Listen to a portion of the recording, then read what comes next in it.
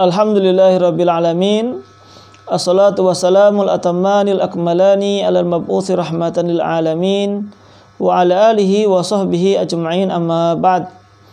Kaum muslimin yang dirahmati oleh Allah Subhanahu wa taala, bulan Ramadan adalah bulan beribadah. Dan qudwah kita dalam beribadah tentu Rasulullah sallallahu alaihi wasallam. Beliau ketika memasuki bulan Ramadan lebih meningkatkan amal ibadahnya, baik itu salat malam, sedekah, membaca Al-Quran, dan amal-amal ibadah yang lainnya. Namun di antara yang tidak beliau tinggalkan di bulan Ramadan, sebagaimana apa yang beliau lakukan di bulan-bulan yang lainnya, yang mungkin sifatnya adalah ibadah yang bukan mahdhah, yaitu ibadah dalam pergaulan bersama dengan istri-istrinya. Beliau masih menyempatkan untuk menjaga hubungan romantis, kemesraan bersama dengan istri-istrinya, meskipun itu memasuki bulan Ramadan. Sebagaimana dalam sebuah hadis dari Aisyah radhiyallahu anha, beliau pernah menceritakan, kana Rasulullah sallallahu alaihi wasallam yuqabbilu wa huwa shaim wa yubashir wa huwa shaim. Nabi sallallahu alaihi wasallam beliau masih mencium istri-istrinya dan beliau dalam keadaan puasa. Beliau pun juga masih bercumbu dengan istrinya dan beliau pun juga dalam keadaan puasa. Walakinnahu amlakukum liirbihi. Hanya saja beliau adalah orang yang paling bisa menjaga hasratnya, yaitu bisa menjaga hawa nafsunya. Sehingga apa yang beliau lakukan terhadap istri-istri beliau tadi adalah hanya sebatas menunjukkan rasa kasih sayang beliau kepada istri-istrinya. Dan tentu apa yang dilakukan itu tanpa disertai dengan syahwat. Dan biasa juga beliau ketika hendak pergi ke masjid, beliau pun mencium istrinya terlebih dahulu baru berangkat ke masjid. Inilah kebiasaan yang dilakukan oleh Rasulullah SAW kepada istri-istri beliau. Dan sebagaimana kita maklumi juga bahwasanya Rasulullah adalah qudwah kita sebagai seorang suami. Bagaimana beliau bisa memperlakukan istri-istri beliau. Sehingga di sini pun ketika dalam keadaan puasa pun beliau juga masih bisa bermesraan dengan istri-istrinya meskipun tanpa disertai dengan syahwat. Sehingga di sini para ulama juga mengambil fikih, mengambil pelajaran diperbolehkannya untuk mencium istri. Hanya saja sebagian ulama memakruhkan apabila ini terjadi pada pasangan suami istri yang masih muda atau mungkin yang baru menikah. Sebagaimana dalam sebuah hadis dari sahabat Abdullah bin Amr bin As radhiyallahu anhuma, bahwasanya diceritakan ada seorang pemuda yang datang kepada Rasulullah sallallahu alaihi wasallam, uqabbil wa ana shaim, apakah boleh aku mencium, maksudnya mencium istrinya sedangkan aku dalam keadaan puasa? Maka Rasulullah sallallahu alaihi wasallam mengatakan la, tidak boleh. Lalu datang lagi kepada beliau orang yang sudah tua, juga bertanya dengan pertanyaan yang sama, uqabbil wa ana shaim, apakah boleh aku mencium istri sedangkan aku dalam keadaan puasa? Maka Rasulullah mengatakan na'am, iya boleh. Lalu sebagian sahabat yang berada di sisi Rasulullah SAW saling memandang satu dengan yang lainnya, agak heran, kok tadi Rasulullah SAW memberikan jawaban yang berbeda kepada dua orang sedangkan pertanyaannya itu sama. Apakah boleh mencium istri ketika dalam keadaan puasa? Maka ketika Rasulullah Sallallahu Alaihi Wasallam mengetahui kebingungan para sahabat tadi, maka beliau mengatakan, anna syaikha yamliku nafsahu, karena orang yang tua itu lebih bisa menahan hawa nafsunya. Nah, sehingga di sini Rasulullah memberikan illah, sebab kenapa orang yang tua tadi diperbolehkan untuk mencium istrinya. Itu disebabkan karena masih bisa menahan hawa nafsunya, menahan syahwatnya, sehingga ketika mencium istri, yaitu hanya sekedar ciuman rasa kasih sayang. Adapun pemuda tadi, karena masih menggebu-gebunya, baru menikah misalkan, dikhawatirkan kalau diizinkan mencium nanti akan kebablasan. Maka tadi dilarang oleh Rasulullah Sallallahu Alaihi Wasallam. Ya, meskipun ini tidak dikatakan secara mutlak, artinya yang muda pasti nggak bisa menahan hawa nafsu, yang tua pasti bisa menahan hawa nafsu, ya belum tentu. Tapi itu secara umumnya. Tapi kalau misalkan orang tua 50 ke atas, 60 ke atas, susah untuk menjaga syahwatnya, maka ketika puasa, ya hendaknya dia tidak mencium istrinya, karena nanti dikhawatirkan akan kebablasan. Meskipun istrinya sendiri, nanti justru malah akan membayar kafarah, jatuh pada apa yang dilarang dalam syariat, yaitu berhubungan ketika di bulan Ramadan atau dalam keadaan puasa ini. Nah, itu yang dilakukan oleh Nabi Shallallahu Alaihi Wasallam. Jadi boleh apa saja. Bahkan pernah Aisyah radhiyallahu anha ditanya oleh Masruq, yaitu bertanya kepada Aisyah, bertanya, ma yahillu lirrajuli min imra'atihi sha'iman, apakah yang dihalalkan bagi seorang suami terhadap istrinya ketika dalam keadaan puasa? Maka Aisyah radhiyallahu anha mengatakan, kullu syai'in illal jima', diperbolehkan melakukan segala sesuatu, entah itu mencium, bercumbu dan yang lainnya, kecuali berhubungan badan. Athar ini disebutkan oleh Abdul Razak dalam musannafnya. Nah, di sini Aisyah radhiyallahu anha mengabarkan kepada Masruq khususnya dan kepada kita pada umumnya bahwasanya apabila seorang sedang puasa boleh melakukan apa saja terhadap istrinya, mulai dari misalkan mencium atau memegang. Yang tidak diperbolehkan hanyalah berhubungan badan.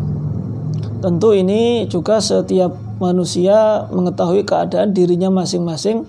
Kalau memang hasratnya sangat besar dan dikhawatirkan kalau mencium nanti akan jatuh kepada perbuatan yang diharamkan, yaitu yang diharamkan di bulan Ramadan, maka lebih baik tidak. Artinya harus menjaga dirinya sendiri. Nah, ini yang dilakukan oleh Nabi Shallallahu Alaihi Wasallam dan diperbolehkan untuk umatnya, khususnya yang bisa menjaga hawa nafsunya tadi. Lalu kemudian kaum muslimin yang dirahmati oleh Allah Subhanahu wa taala, dilarangnya hubungan badan tadi tentu ketika hanya di siang hari saja. Adapun di malam hari, ya tentu ini hal yang diperbolehkan oleh syariat. Bahkan Nabi Shallallahu Alaihi Wasallam pun juga melakukan hal yang sama. Artinya beliau pun juga berhubungan di malam hari di bulan Ramadan. Sebagaimana Aisyah radhiyallahu anha juga pernah menceritakan, karena Rasulullah Shallallahu Alaihi Wasallam yudrikuhul fajru fi Ramadan wa huwa junubun. Nabi Shallallahu Alaihi Wasallam pernah dalam keadaan junub sampai pagi hari, sampai terbitnya fajar, dan beliau dalam keadaan junub min ghairi hulumin. Junubnya di sini bukan karena mimpi basah, namun karena berhubungan badan. Fayaktasilu wa yasum. Lalu beliau pun langsung mandi, tentu untuk salat subuh. Lalu beliau pun juga melanjutkan puasanya. Berarti di malam harinya diperbolehkan. Diperbolehkan bagi seorang suami untuk mendatangkan istrinya. Dan pada asalnya ini juga tidak ada larangan sama sekali. Karena Ya, setiap manusia baik suami ataupun istri memiliki hak atas pasangannya untuk menyalurkan hasratnya, hawa nafsunya, atau menyalurkan syahwatnya. Selama itu dihalalkan oleh syariat, maka itu tidak masalah, itu diperbolehkan. Lalu kemudian ikhwani fiddin rahimani wa rahimakumullah, di antara bentuk kemesraan romantisme yang dilakukan oleh Nabi SAW ketika masih berada di bulan Ramadan, beliau pun juga selalu mengajarkan, memerintahkan dan mengajak anggota keluarganya untuk beribadah kepada Allah Subhanahu wa ta'ala.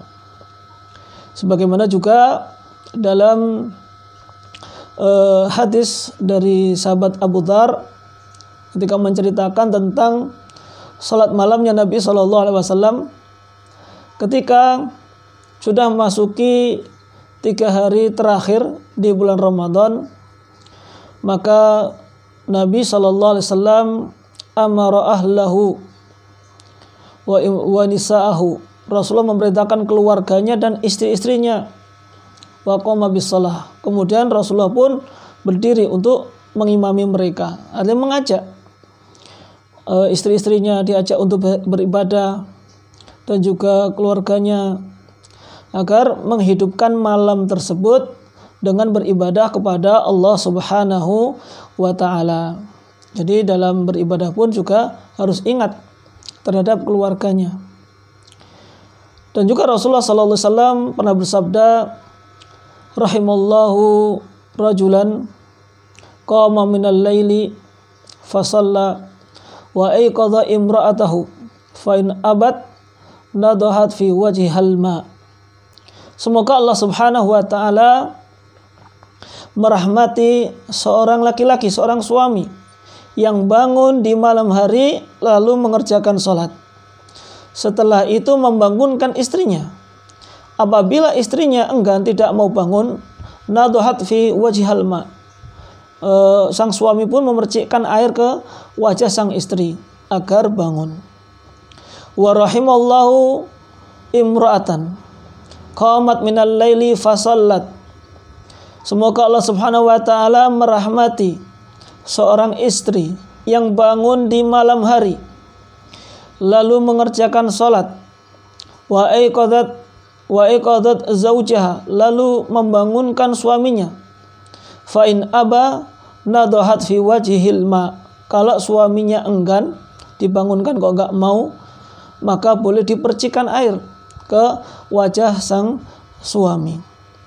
Inilah terjadinya ta'awun bagi pasangan suami istri.